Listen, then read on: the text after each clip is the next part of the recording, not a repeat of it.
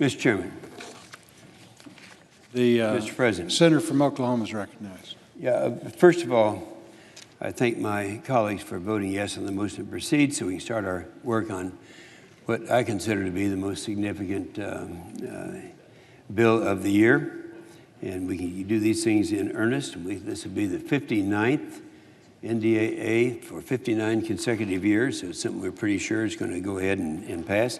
Now we start the process of considering amendments. I hope we can have an open amendment process. I know I speak in behalf of myself and of Senator Reid. We've been wanting to do this for a long period of time.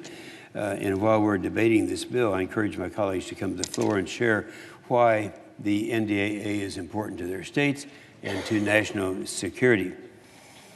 And here's one reason why. We're at a really crucial junction in our military. Our world keeps growing more unstable and less safe, and our military is frankly in a crisis. I think we all are aware of that. The NDAA is going to set the tone for our defense strategy, not just this year, but well into the future. It's a message to our service members and their families and to the world.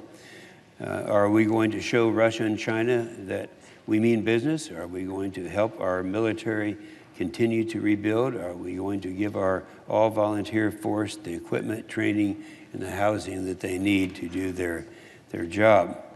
And that's why this bill provides a total of $750 billion in defense spending. This is what we call the defense top line. This is the minimum we need to restore the longstanding military supremacy that we have seemingly lost. And that's why this bill provides that's why the bottom line is the top line is the same thing. We've got to have real growth in our defense budget each year. You know, we have decided on, in fact, we did this from two sources, one from all the military before our committees, and then, of course, the commission report that says that in order to get our military back where it's supposed to be, we're going to have an increase, a net increase of 3 to 5%. That's what this $750 billion does. This is also the recommendation from our military leadership. $750 billion is really the bare minimum we need to get to that goal. Our committee has heard the same refrain from every service leader at posture hearings this year that stable, on-time, adequate funding is their #1 priority. So it's the best thing we can do for our troops. So it seems pretty clear to me that this should be our priority too. An important part of the whole equation is that we're spending this money responsibly. This is an across-the-board increase. The NDAA makes tough decisions to put funding where it's most needed and makes cuts in other places. So we direct this funding to critical bipartisan minority priorities. The pay increase for our troops is the largest we've had in a decade. Rebuilding the right-sized force with the newest and most capable aircraft, ships, and equipment in the world, and modernizing our nuclear arsenal so it's safe and strong.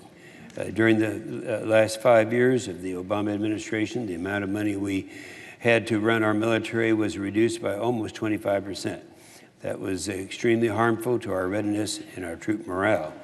But thanks to the Trump administration, that trajectory is changing. The fiscal year 2018, we increased funding back up to $700 billion.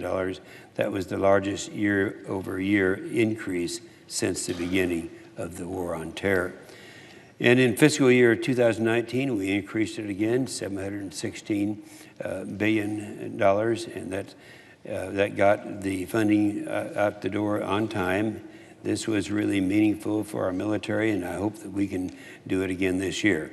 I commend the Majority Leader, McConnell, and my colleagues who are still fighting for a budget deal. We have to raise the defense cap or exempt defense from the caps to give our military what they need to fight and win. We're on a path to recover in our readiness rates. We're helping the military keep up with China and Russia. This is a different situation we've ever been in before, where we have peer competitors out there. So let me just conclude that we're on our way right now. It's a major step we just took. And I want to also say that in working with Senator Reid, we have been together and much more than we've been apart. We've been staying on top of this thing, and our combined tenacity is going to going to resolve in getting a bill done. So with that, I'll yield the floor.